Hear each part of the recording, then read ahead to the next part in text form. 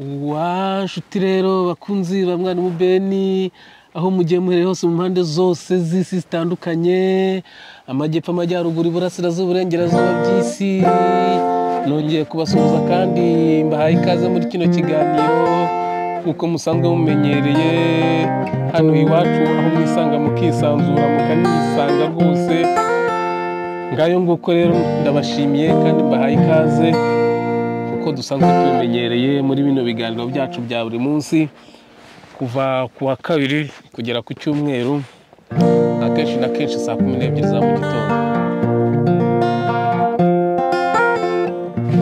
Ubwo rero mwabyumvise hari umukunzi wacu ntabwo ndi kumwibuka izina, nihutaga commentaire ye nayisomaga ngenda, yadusabye indirimbo ya Evariste, ntago ari Evariste Ndayishimiye, wa mugabo bita Hakizimana Evariste nibazina.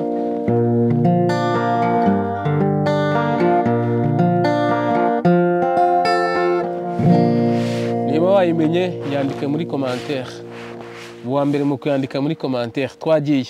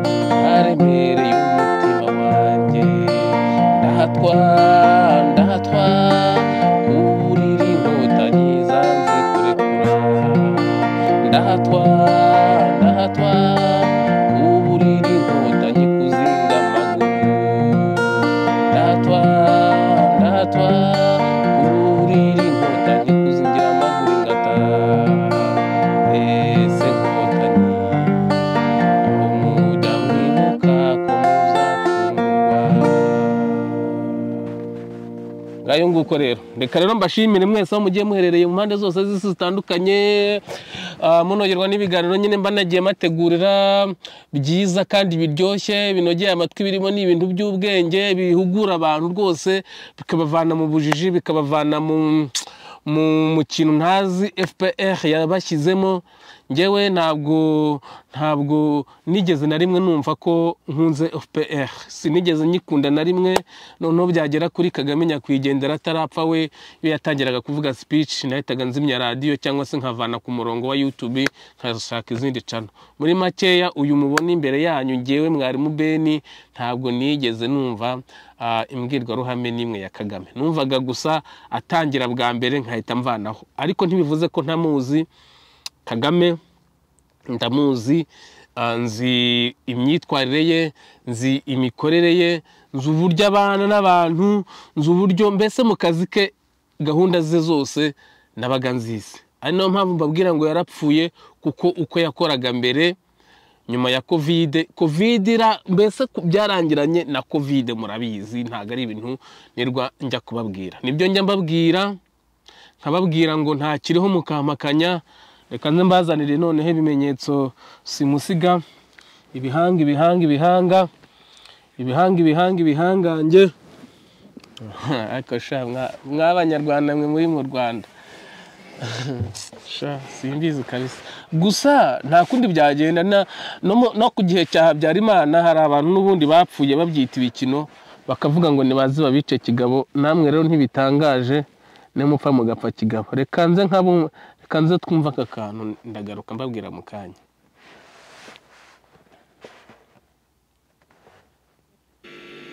Nyakubahwa Perezida wa Repubulika aravuga mu butumwa bw'akababaro yohereje umuryango wa Kakira, aravuga ati ku muryango wa nyakwigendera Dr. Issa Kirabo Kakira. Murabyibuka Kagame watashye ubukwe bw'umuhungu wa Vincent Biruta, urumva ari we Vincent Biruta we. Hanyuma mu cyumweru kimwe nimba atari bibiri uyu Issa Kirabo Kakira mwese muzi twese baramutubazaga bizamini bya leta arapfuye bohereje ibaruwa ntacyo mwumvamo mwebwe. Hano impamvu ngiyi ngenye basobanurira mu bukwe hagomba kuzamo abatumiwe, ni ukuvuga ngo ni agatsiko ka hafi kaza amabanga y'uburyo Kagame yapfuye bagakoresha David, ariko mu gushyingura haza n'uwari we wese n'uwo mu cyaro n'ibiki byose urumva yahagera bari guhita bamuvumbura. Ntabwo rero ibingibi ubundi rega hari ukuntu tubona akantu kamwe ariko tukakabyaza ibintu byinshi. None se mukagira Imana mwe Kagame mwebwe muzi Douce ça va? Viens ici, viens ici caméra. Monte, oui viens. Voilà, je t'adore. Je vais vous ngiye kubereka ndabona yagiye mu biki. Ngiye kubereka ipusi yanjye hano. Douce viens ici. Douce viens. Viens ici, je te montre. Viens. OK, viens. Viens, ah non, je comprends pas. Nyihanganire gato rwose mbanze mbereke umukobwa wanjye ufite amezi abiri n'ibyumweru bingahe. Waouh, regardez là-bas. Regardez ces caméras. Je t'adore. Tu vois comment tu es adorable. Ouais. Tu es trop bon. Tu es trop bon. Tu veux aller? Non. Tu vas sauter? Tu vas me montrer comment tu fais les exercices. Waouh, sauter. Vas-y. 1, 2, 3. Saute. Sautez vers là-bas. OK. Nuko rero ndimo hakana agakobwa kanjye gafite amezi abiri kavutse ku itariki 7 z'ukwa gatandatu. Yitwa Doucenette. En fait hano wenda mbone no kubabwira hano iyo ufite itungo nk'izi ngizi bazikwandikaho bazifata amaraso bagafata ADN barangiza ADN yazo bakazikwandikaho. Izi akarero n'akana kitwa Douce ariko muri systeme muri officiellement mu gihugu ndimo nanditsemo ko kitwa Doucenette ariko muri make ni Douce. Hanyuma mfite na nyina wako muri bino bihugu by'i Burayi kubyara ni vuba cyane. Ku mezi 6 yari yamaze gutwita, ku mezi 8 yari yamaze kubyara kariya nayo yitwa Poucinette ariko nkayihamagara Pusi. Doucenette ça va?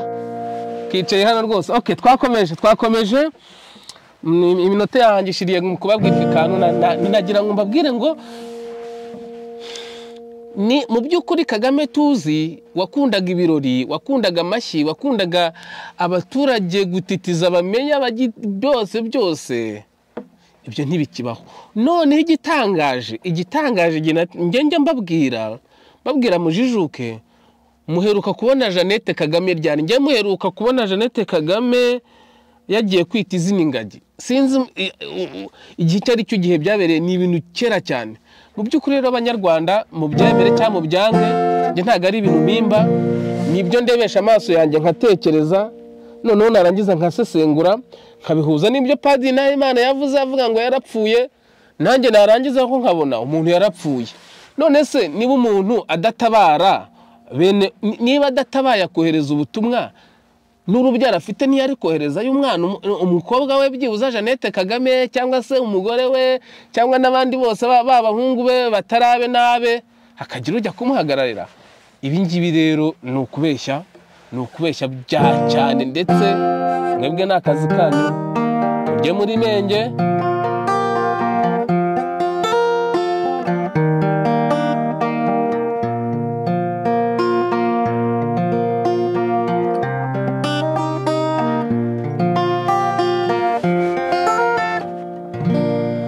Ngayo nguko rero ati nabazaniye ubutumwa bwa nyakubahwa Perezida Kagame, mwibagirwa iryo jambo mu mutwe wanyu.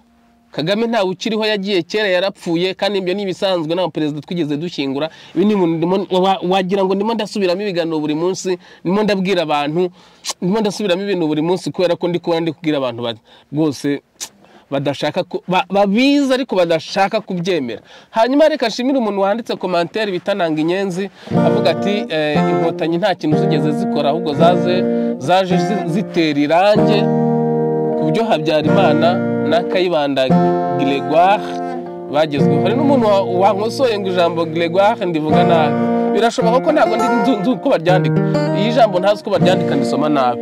Ako karagaciyemo rero, reka twumve nakandi hano noneho ko ni inkubarujyo ko karanababaje gatiye n'agahinda, ariko ndacyafite umwanya, afite iminota 9.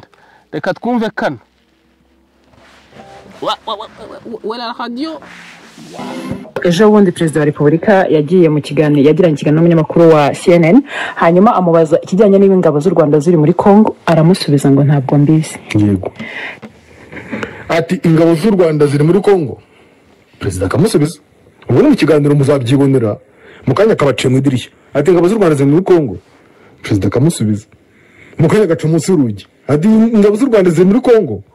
Bimaze kuba inshuro nyinshi, perezida ngo ati simbizi. None se ko ngira ngo ubutumwa natanga no kuvuga nti abaturage bashyire umutima hamwe, umutekano wabo urarinzwe.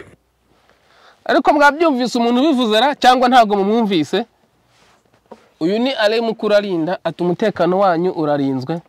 Aya ejo bundi Perezida wa Repubulika yagiye mu kiganiro, yagiranye ikiganiro n'umunyamakuru wa CNN, u Rwanda ziri muri Kongo.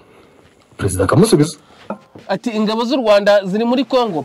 Perezida agasubiza uko byagenda kose yarabihakanaga, ariko buriya reka mbabwire mwa Abanyarwanda mwe, icyo mutazi ni bano bantu, reka nabivuge, icyo mutazi ni abazungu.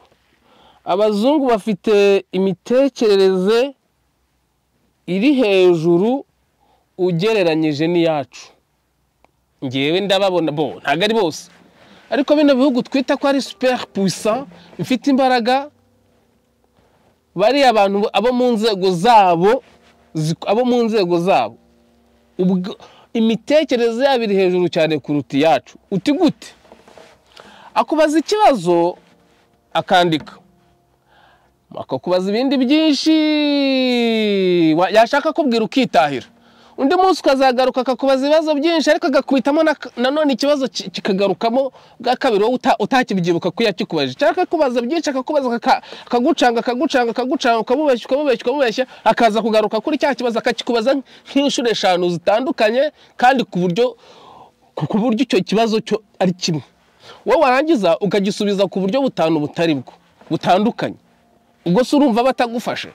Nundi rero naye barabazaga gahakana, ariko bo barareba bagasanga bati M23 nawe babwiye, nanjye narabibabwiye kuri kamera mbabwira ko ari Abanyarwanda.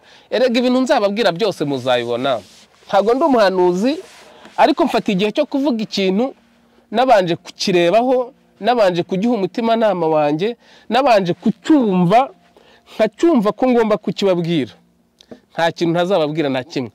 Ikindi nababwiye ko muri bwa bushakashatsi bwanjye bw'indege ya Habyarimana, ubu se umugore wa Habyarimana ntiyabaye si umwere, ariko iki dosiye baragifunze byararangiye. Bivuze ngo si umwere kandi nta n'icyaha kimuhama. Bivuze ngo rero abo kizahama muramumva ni bamwe nababwiye muri bwa bushakashatsi bwanjye ni inkotanyi, kandi zarasindege Habyarimana i Masaka.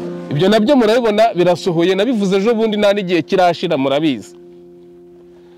Nizi M23 narababwiye ko ari abanyarwanda ntimwabyemera, ibihano byarafashwe, ibicano barabifunga. Ikindi musigaje kwemera ni uko Kagame yapfuye, ariko murabizi ahubwo nuko mutinya.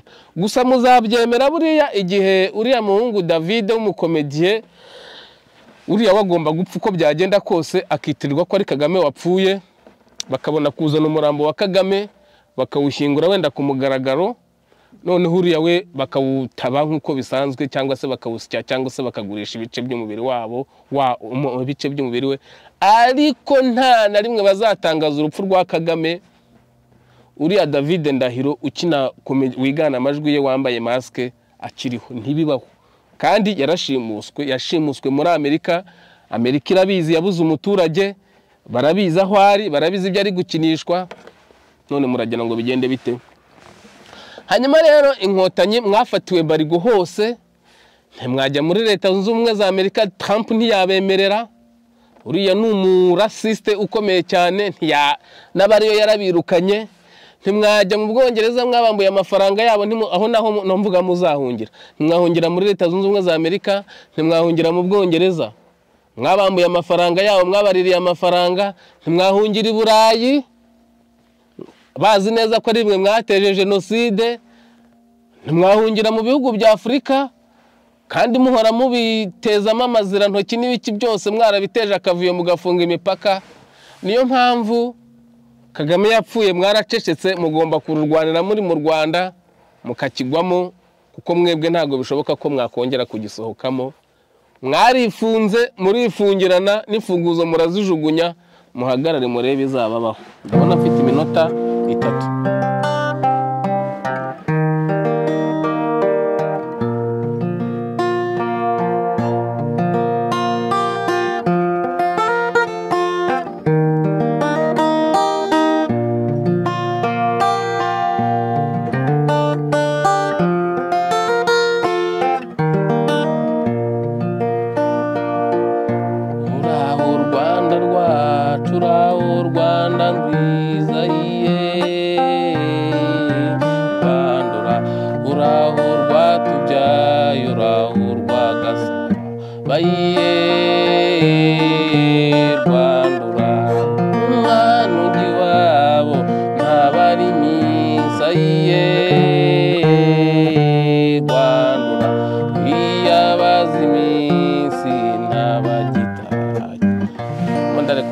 Indirimbo ndakotoye biteye ubwoba.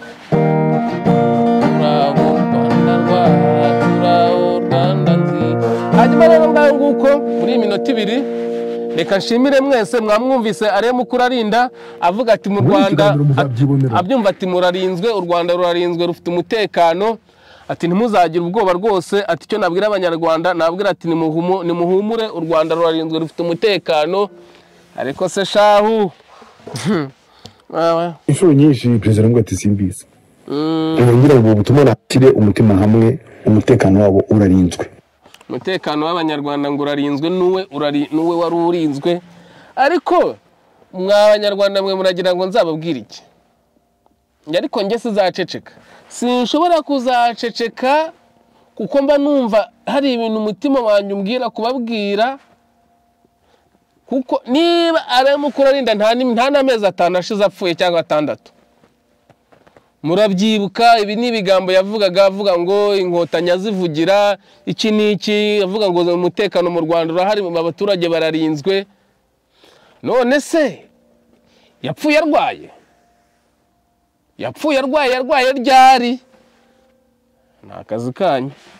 Reka nigendere da, ndabona nsigaranye amasegonda makeya. Reka nisabire inshuti zanjye, duse sava, reka nisabire inshuti zanjye, munkorere like, munkorere subscribe abaje bwa mbere, mukore na share ababishobora. Imana igikomeza bampera umugisha. Naho ngeweho abanyita umusazi ko mvuga nzavuga, burya n'umusazi arasara akagwa ku ijambo.